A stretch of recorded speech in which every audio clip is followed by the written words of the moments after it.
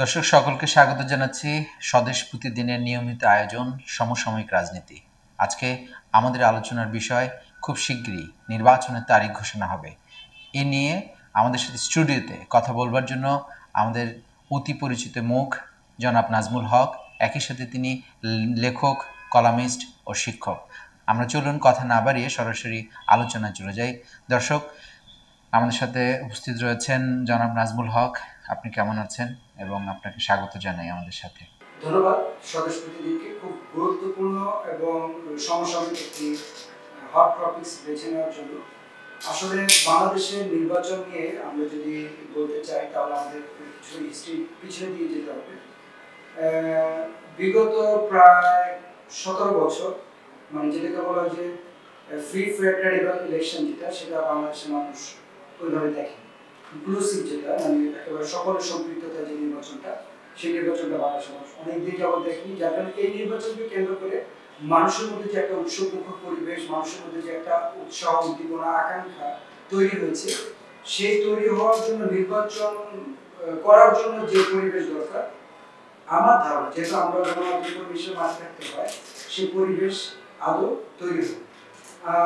আমাদের প্রধান উপদেষ্টা মহোদয় কিছুদিন আগে বলেছেন যে আসলে নির্বাচন নিয়ে যখনই উনি কথা বলে তখনই একটা ষড়যন্ত্রের আভাস পান। আসলে আমরা যদি দেখি তাহলে বর্তমান যে অন্তর্বর্তীকালীন সরকার, তাদের ভিতর যারা উপদেষ্টা সদস্য মন্ডলী আছে, তাদের মধ্যে অনেকেই যারা নির্বাচনের একেবারে আমরা যদি বলি সুজাসুজি বাংলাদেশগুলো, অনেকে আছে নির্বাচনের বিপক্ষে অবস্থান করছে। দ্বিতীয় বিষয় হচ্ছে বাংলাদেশের বর্তমান আইন শৃঙ্খলা পরিস্থিতি পরিপূর্ণ নিয়ন্ত্রণে না এবং যথেষ্ট অস্থিতিশীল। তৃতীয় বিষয় হচ্ছে আমরা গতকালকে যুগান্তর পত্রিকার একেবারে টপ নিউজ দেখলাম যে সমগ্র দেশে বিগত সরকার, যেটা আমাদের সরকার, তাদের একটা গোপন নীল নকশায় তারা অরাজকতার জন্য আগাচ্ছে। সব মিলিয়ে এই মুহূর্তে নির্বাচন দিলে বাংলাদেশ কতটুকু এটাকে অ্যাবজর্ব করতে পারবে, এটা আমার আসলে কোনো হিসাবে আমি বোধগম্য নয়। কারণ হচ্ছে আইন শৃঙ্খলা পরিস্থিতি নিয়ন্ত্রণের যে মূল দায়িত্ব যারা নির্বাচনে পুলিশের অনেক কিছুই এখনো তারা যে আগের অবস্থান, পুলিশের প্রতি মানুষের একটা ভিত্তি, যেটা কোনো ভিত্তি না, যেটা আমরা বলতে পারি আস্থার জায়গা, এটা এখনো ফিরে আসেনি। আমরা দেখলাম 2-3 দিন আগে আপনার একটি থানায় ঢুকে একজন যুবক ছুরিকাঘাত করে পুলিশের অস্ত্র থানা থেকে লুট করে নিয়ে গিয়েছে। পরবর্তীতে সেই যুবক একটি পুকুরে ঝাঁপ দিয়ে মারা গিয়েছে। তার মানে পুলিশের প্রতি মানুষের যে শ্রদ্ধাবোধ বা আস্থার জায়গা, সেটা এখনো ওই আগের মতো তৈরি হয়নি।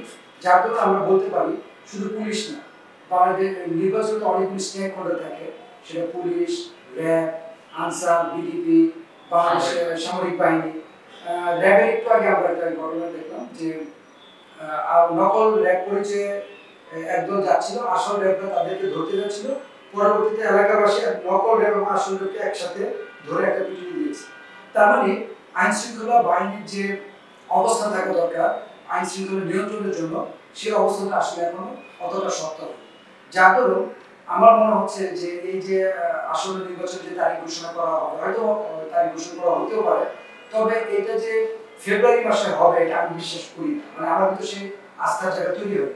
কারণ হচ্ছে আপনি জেনে থাকবেন যে অনেক আগেও বাংলাদেশে নির্বাচনের তারিখ ঘোষণা করা হয়েছে, তফসিল ঘোষণা করা হয়েছে, তারপরে হচ্ছে আপনার প্রার্থী ঘোষণা করা হয়েছে।